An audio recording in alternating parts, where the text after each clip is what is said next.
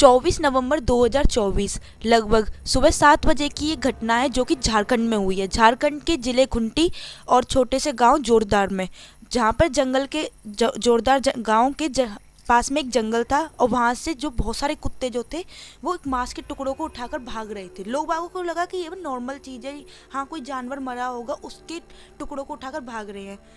मतलब गौर जब हुआ जब एक कुत्ता एक इंसान की बाजू को उठाकर लेकर भाग रहा था। वो बाजू बहुत ज़्यादा सड़ी और गली थी, समझ में नहीं आ रहा था कि वो क्या है। जब लोग बागों ने बहुत ध्यान से देखा तो पता चली कि हाँ भाई ये किसी इंसान की बाजू है।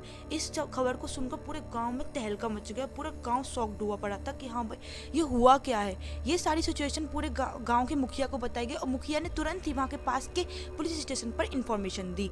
पुलिस वाले तुरंत ही एक्शन पर लग गए और वहाँ पर छानबीन करना स्टार्ट किया। उन्होंने छानबीन में देखा कि जंगल में बहुत सारे उन्हें टुकड़े मिले थे। मतलब टुकड़े इतने थे, 40-50 टुकड़े उन्हें मिले थे जंगल में। और थोड़ी और इंक्वायरी निकालनी स्टार्ट की तो उन्हें वहाँ पे एक बैग मिलता है जो कि बहुत अजीब सा बैग था। उसके अंदर देखा उन्होंने बैग खोल के तो उसके अंदर आधार कार्ड जो कि लड़की का था और रांची की लड़की थी वो, और कुछ मतलब इम्पोर्टेंट यूजेबल सामान थे। और आगे जाकर उन्होंने देखा तो एक कसाई का गड़सा, मेरी लैंग्वेज में उसे गड़सा बोलते हैं, दाव बोलते हैं, आपकी लैंग्वेज में कुछ बोलते हो तो पर आप समझ जाओ मैं क्या बोलना चाह रही हूँ, जो कसाई लोग यूज़ करते हैं वो मिला था। और फिर थोड़ी देर आगे और देखते इंक्वायरी निकालते तो वहाँ पे उन्हें एक दुपट्टा मिलता है। इस सब से क्लियर हो जाता है कि हाँ भाई जो भी हुआ है, जिसके साथ भी हुआ है वो एक लड़की है। फिर आधार कार्ड के थ्रू उसकी इन्फॉर्मेशन निकाली जाती है और उसके घर में ही इन्फॉर्म किया जाता है और उसकी माँ को बुलाया जाता है। गाइस इस स्टोरी को पूरा सुनना, ये मेरे सब चैनल को सपोर्ट किया करो। मैं आपके लिए इतनी अच्छी अच्छी स्टोरी लाती हूँ तो प्लीज़ गाइस सपोर्ट किया करो, ठीक है। खुंटी जिले के एक छोटे से गांव जोरदार की, जहाँ पे एक लड़का था नरेश जो कि छोटी सी फैमिली से बिलोंग करता था। उसके पापा जो थे वो बहुत ही गरीब थे, मतलब छोटा मोटा काम करते थे, किसान थे, छोटे मोटे किसान थे और गरीबी बहुत ज़्यादा थी उनके घर में। उसकी गरीबी की वजह से उन्होंने नरेश ने अपनी स्टडी भी कंप्लीट नहीं करी थी।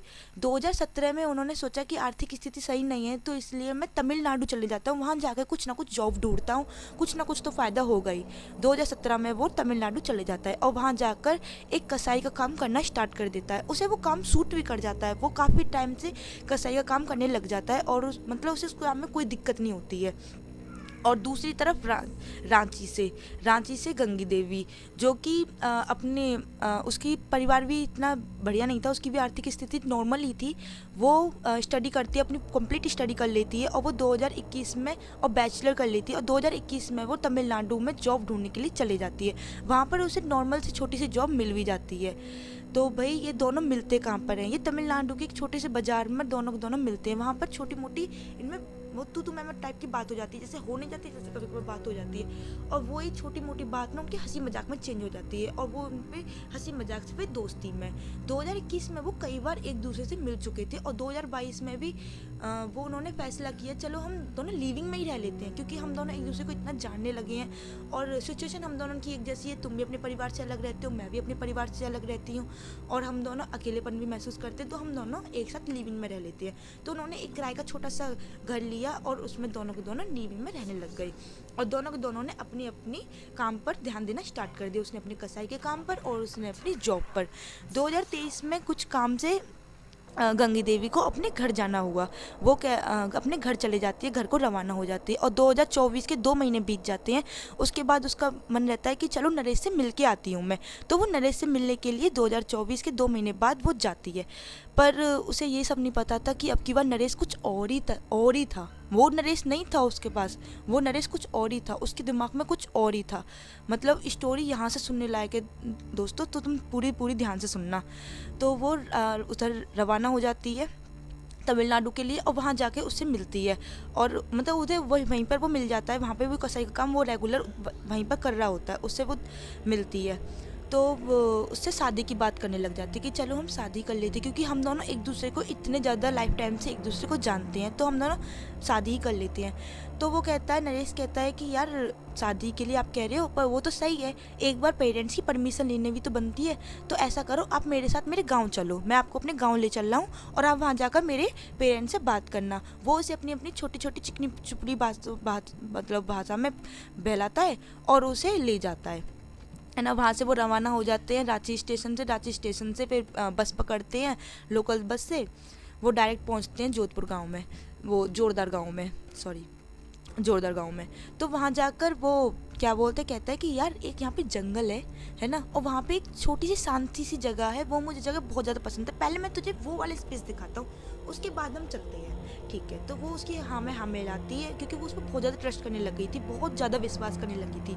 तो वो उसके हाँ में हाँ मिलाकर उसके साथ चलती है। वहाँ पे जाके भाई वो इतनी बेला पुसला के इतने प्यार से उससे बात करता है, कहता है कि हाँ मैं तुझे शादी भी कर लूँगा और मैं तेरे साथ ही रहूँगा ज़िंदगी भर के लिए।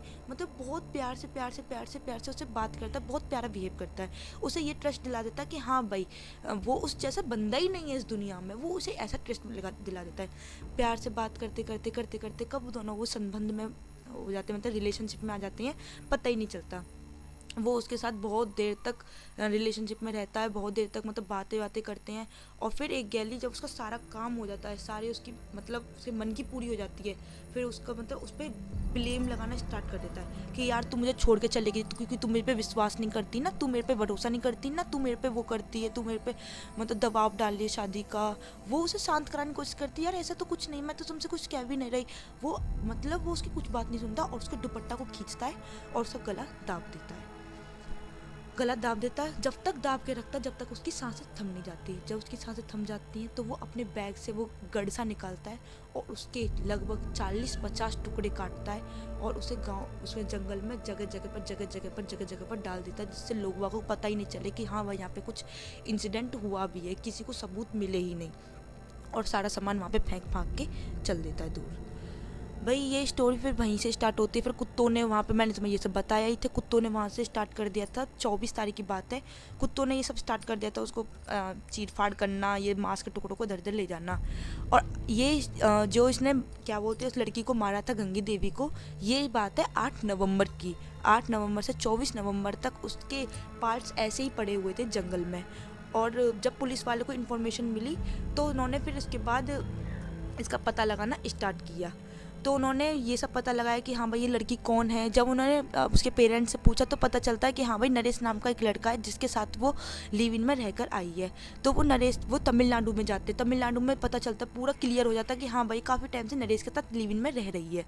फिर उसके बाद जो है पुलिस वाले नरेश के पेरेंट्स से पता करते हैं, उसके दोस्तों से पता करते, तो उधर कुछ नहीं पता चलती है। वो उसके गांव पहुंचते, डायरेक्ट उधर जाके देखते हैं तो नरेश वहाँ पे मिलता ही नहीं है। काफ़ी लोगों से पता करते, कुछ इन्फॉर्मेशन नहीं मिलती है।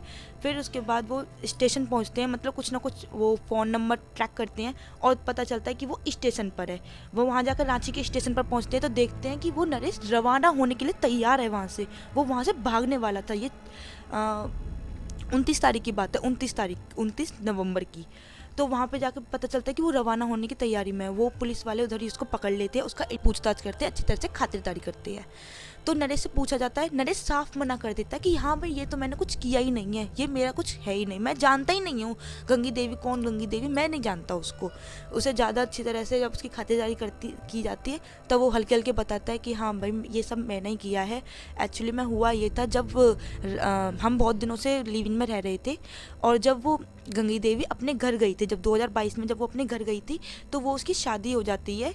क्योंकि पता है क्या होता है गांव घराने में, क्योंकि माँ बाप जो बोलते हैं वही चीज़ करना होता है। उन्होंने माँ बाप ने उसकी शादी करवा दी थी किसी और से, और ये चीज़ वो उसको बता नहीं सका। उसे बताने में बहुत घबराहट हो रही थी, मतलब कुछ भी सही वो इस चीज़ को नहीं बता सका, मतलब बता नहीं सका, उसे मार सका, मतलब क्या देश है यार, समझ में नहीं आ रहा, मतलब बता नहीं सका, उसे मार सका। उसने उसे क्या किया कि बताया तो नहीं, अगर बता देता तो यार जान तो बच जाती, चाहे थोड़ा बहुत रूट थी वो, चाहे थोड़ा बहुत कुछ वो होता है, वो जान तो बच जाती है उसकी। वो उसको कुछ नहीं बताता और 8 नवंबर को उसे बेला फुसलाकर जोधपुर के एक जंगल में ले जाता है और उधर जान से उसको मतलब उसका काम तमाम कर देता है। और वो पुलिस उससे पूछती है कि तुझे मतलब थोड़ा सा भी संकोच नहीं हुआ था तो इसके इस टाइप में इतनी बुरी तरह से मारने में।